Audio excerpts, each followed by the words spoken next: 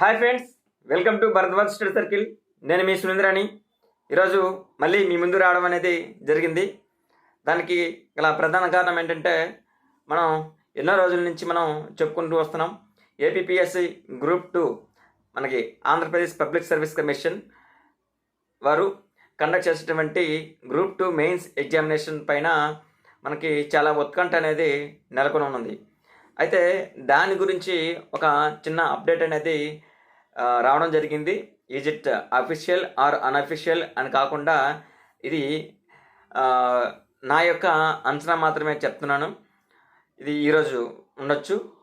యాక్చువల్గా మీకు ఈ విషయం క్లియర్గా చెప్పడానికంటే ముందుగా ఇంకొక రిక్వెస్ట్ అండి. మీకు ఒకసారి నా యొక్క వీడియో కానీ మీకు నచ్చినట్లయితే లైక్ చేయండి. ఇక్కడ మీరందరూ కూడా సబ్స్క్రైబ్ చేసుకోండి అమ్మా. ఎందుకంటే నేను చాలా రోజుల నుంచి చూసుకున్నట్లయితే గతంలో current affairs classes, current economy, polity and అదేవిధంగా కరెంట్ సైన్స్ అండ్ టెక్నాలజీలో కూడా కొన్ని విభాగాలుగా మీకు అందించడం జరిగింది. మీరు వెళ్ళి ప్రీవియస్ వీడియోలో ఒకసారి చూసుకున్నట్లయితే. కానీ వాటికి సంబంధించినటువంటి ఆదరణ అనేది చాలా తక్కువగా ఉండేదన్నమాట. అప్పట్లో వచ్చేటటువంటి ఈ యొక్క సబ్స్క్రైబర్స్ ఎవరైతే ఉంటారో వాళ్ళు తక్కువగా వచ్చారు. అఫ్కోర్స్ వాళ్ళందరూ కూడా సబ్జెక్ట్ కోసం అని చెప్పేసి వచ్చినటువంటి వారు. అదేవిధంగా ఇన్ఫర్మేషన్ ప్లస్ సబ్జెక్ట్ విషయంలో కూడా చాలామంది కూడా అడుగుతున్నారు.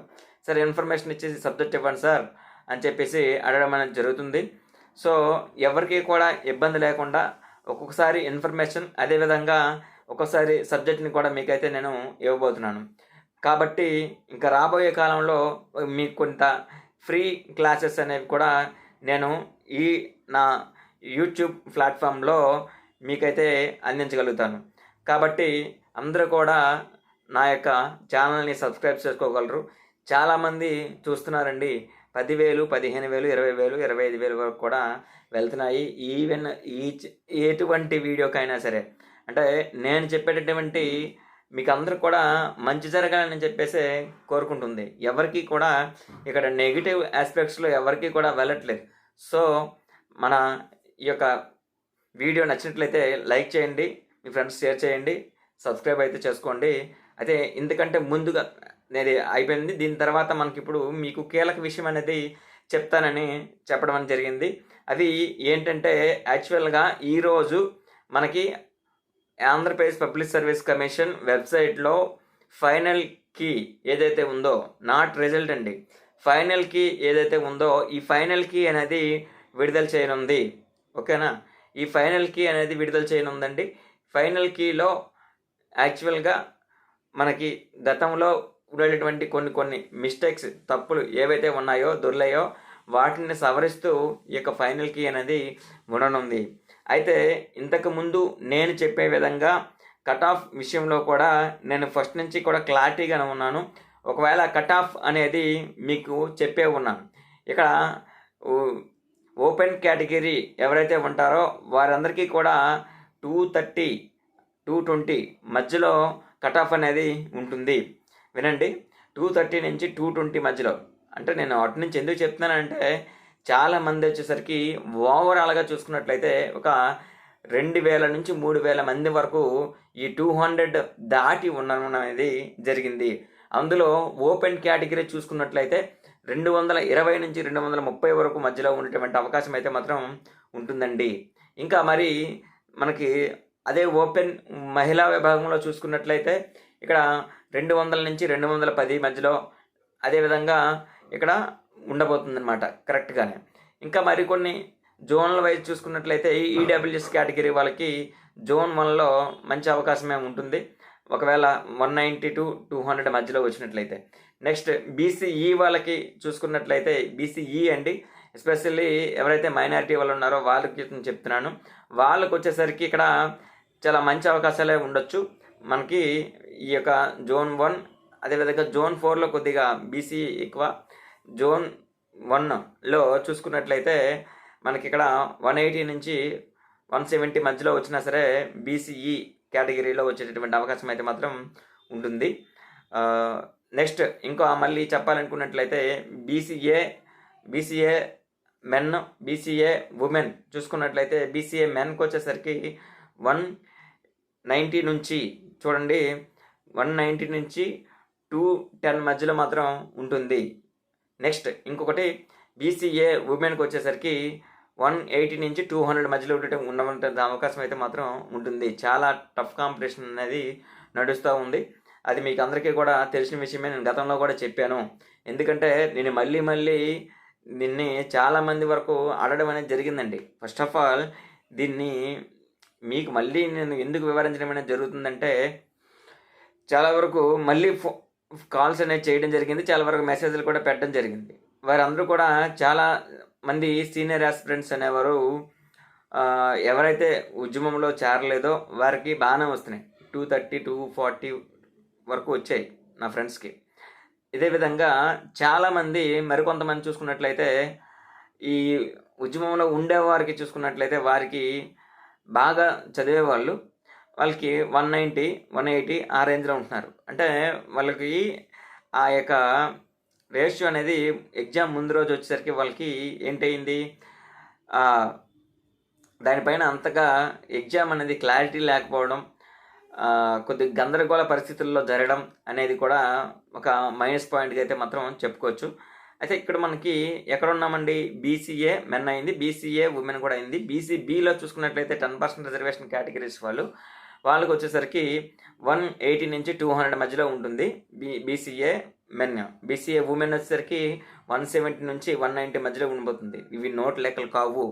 ఇవన్నీ కూడా నేను నోట్ చేసుకున్నటువంటి లెక్కలు, నా నోట్ లెక్కలు ఎలా పడితే అలాగే చెప్పడం అదంతా కాదు. చాలా వరకు కామెంట్ చేస్తున్నారు, కొద్దిగా చూసుకోండి. అటువంటి కామెంట్స్ అనేవి పనికిరావు. ఎందుకంటే ఇందులో మిస్టేక్స్ లేదండి. ఉన్న వాటిని కరెక్ట్గా చెప్పేవాడు ఎవరికి కూడా నెగిటివ్ లాగే చూస్తారు. కాబట్టి అది నెగిటివ్ అయినా పాజిటివ్ అయినా నాకు అనవసరం. ఇదే జరగబోయేది. నెక్స్ట్ ఇంకొకటి, ఇక్కడ మనకి ఈ బీసీబీ ఉమెన్ల కేటగిరీ చూసుకున్నట్లయితే 180 నుంచి 190 మధ్యలో ఉండబోతుంది. మెన్లో. ఉమెన్లో 170 నుంచి 180 మధ్యలో ఉండబోతుంది. ఒక 10 మార్క్సే డిఫరెన్స్ ఉంటుంది, అంతకుమించి ఎక్కువ ఉండదు. నెక్స్ట్ వచ్చేసరికి బీసీసీ క్రిస్టియన్ మైనారిటీ వాళ్ళకి కొన్ని ఏరియాల్లో చూసుకున్నట్లయితే జోన్ 2, అదేవిధంగా జోన్ 3, ఈ రెండింటిలో కూడా కొంతవరకు టఫ్ కాంపిటీషన్ నడుస్తుంది. కానీ మిగతా వాళ్ళ దగ్గర తక్కువగా ఉండవచ్చు. ఎందుకంటే వారికి అంతగా కొంతవరకు ఇక్కడ కాంపిటీషన్ ఏ విధంగా ఉంటుందనేది మనకి అంతగా ఐడియా లేదు. దెన్ వాళ్ళకి కూడా ఎస్టిమేషన్ వేసుకున్నట్లయితే ఒక 175 నుంచి 185 మధ్యలో ఉమెన్ కేటగిరీలో, అదేవిధంగా 185 నుంచి 195 మధ్యలో ఇక్కడ మెన్ కేటగిరీకి అవకాశం అయితే మాత్రం ఉంటుందండి. ఫైనల్కి ఈరోజు రిలీజ్ అవుతుంది. అదేవిధంగా బీసీడీలో చూసుకున్నట్లయితే ఇక్కడ same as it is BCA reservation 7%గానే ఉంది. కాబట్టి ఇక్కడ వచ్చేసరికి మనకి 200 నుంచి 210 మధ్యలో ఉంటుంది ఇక్కడ. అదేవిధంగా డిపెండ్స్ ఆన్ మనకి ఈ జోన్స్ అండి. తర్వాత బీసీ డీలోనే ఉమెన్కి వచ్చినట్లయితే 190 నుంచి 200 మధ్యలో వస్తే సేఫ్ జోన్లో ఉండేటువంటి అవకాశం అయితే ఉంటుంది. అయితే ఎగ్జిక్యూటివ్ కావాలనుకున్న వాళ్ళందరికీ కూడా ఎవరికైతే ఉంటారో ఫుల్ ప్లెడ్జ్డ్గా ఇక్కడ ఈ 220 నుంచి 230 మధ్యలో ఉండేవారందరికీ కూడా ఎగ్జిక్యూటివ్ అనేది మీకు వచ్చేటువంటి అవకాశం అయితే ఉంటుంది. ఎగ్జిక్యూటివ్ పోస్టులో డీటీలు మనకి, అదేవిధంగా మున్సిపల్ కమిషనర్ గ్రేడ్ 2, అదేవిధంగా ఇలా ఏవైతే labour officer, assistant labour officer ఏవైతే ఉన్నాయో, ఏఎస్ఓ, ఇలాంటివన్నీ కూడా వాళ్ళకి కావాల్సినటువంటి జాబ్స్ అనేవి ఎంచుకోవచ్చు. సో ఇవన్నీ మనకి ప్రాథమికంగా నేను చాలామందిని అడిగి తెలుసుకున్నటువంటి ఈ స్కోరింగ్స్ అన్నీ.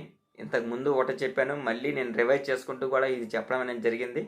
కాబట్టి మీరు మళ్ళీ కూడా ఒకసారి గుర్తుపెట్టుకుని వీటిని, మనకి నా అనాలిసిస్ అయితే తప్పదు. అంటే ఇది నాకు తెలిసినటువంటి సమాచారం మాత్రమే, ఇది ఎవరిని ఉద్దేశించింది కాదు. ఎవరికి కూడా నేను ఏది నెగిటివ్గా మాట్లాడేది అయితే మాత్రం కాదు. ఫస్ట్ ఆఫ్ ఆల్ నేనైతే మాత్రం నా సర్కిల్లో నా స్టూడెంట్స్లో ఎవరైతే ఉన్నారో వారికి అడగడం జరిగింది. అదేవిధంగా నాతో పాటు ఎవరైతే గ్రూప్ 2 ప్రిపేర్ అయ్యారో వాళ్ళకు కూడా అడిగి తెలుసుకోవడం అనేది జరిగింది. నాతో పాటు అసిస్టెంట్ ప్రొఫెసర్‌గా చదువుతూ ఉండే వాళ్ళు, ప్రిపేర్ అవుతున్న వాళ్ళు, అదేవిధంగా అసిస్టెంట్ ప్రొఫెసర్ నోటిఫికేషన్‌కి కూడా అడ్డంకి వచ్చింది కాబట్టి రోస్టర్ మిస్టేక్స్ అనేవి ఆ మాటల వాళ్ళు మాట్లాడేటటువంటి విధానం, వాళ్ళు కూడా ఈ యొక్క గ్రూప్ 2 ఎగ్జామినేషన్‌కి అప్లై చేసుకునే విధానాన్ని అనుసరించి కూడా నేనైతే మాత్రం ఈ యొక్క వీడియో అనాలిసిస్‌ని మీకు పొందుపరచడం అనేది జరిగింది కాబట్టి ఇవన్నీ కూడా మీరు ఎవరిని హర్ట్ చేసింది కాదండి. ఇంకోటి చెప్తున్నాను, నోటిఫికేషన్ మీట్ మీద కూడా కొన్ని అపోహలు అనేవి ఉన్నాయి. అవన్నీ కూడా రేపు ధర్మాసనం అనేది చూసుకుంటుంది. ఏదైనా ఈ ఫైనల్కి మాత్రమే రిలీజ్ చేస్తారు. ఇక్కడ హైకోర్టు తీర్పు తదనంతరం మెయిన్స్ రిజల్ట్స్ అనేవి ప్రకటించేటటువంటి అవకాశం ఉంటుంది. బేస్డ్ ఆన్ హైకోర్టు తీర్పు అండి. హైకోర్టు ఏం చెప్తే వాళ్ళది చేయడానికి సిద్ధంగా ఉండాలి. అండ్ ఇంకొకటి ఏంటంటే ఇక్కడ కోర్టులు కూడా చొరవ చూపిస్తున్నాయి. కోర్టులు కూడా కొద్దిగా ఈ వాదోపవాదనలు కూడా చాలా టఫ్గా ఉన్నాయి కాబట్టి గట్టిగానే వాదోపవాదనలు ఉన్నాయి ఇరు వర్గాల నుంచి. సో ఇందులో ఎటువంటి డోకా అయితే మాత్రం లేదు. చూద్దాం ఏమవుతుందనేది. నెక్స్ట్ రేపటి కోసం వెయిట్ చేద్దాం. ఈరోజు మాత్రం ఈ విధంగా మనకి ఇవన్నీ కూడా ఏవైతే కట్ ఆఫ్ ఉన్నాయో అవి, అదేవిధంగా ఈ ఫైనల్కి వస్తుంది అని చెప్పేసి మీకైతే మాత్రం చెప్పనున్నాం. Okay, thank you very much అండి, and all the very best. Thank you.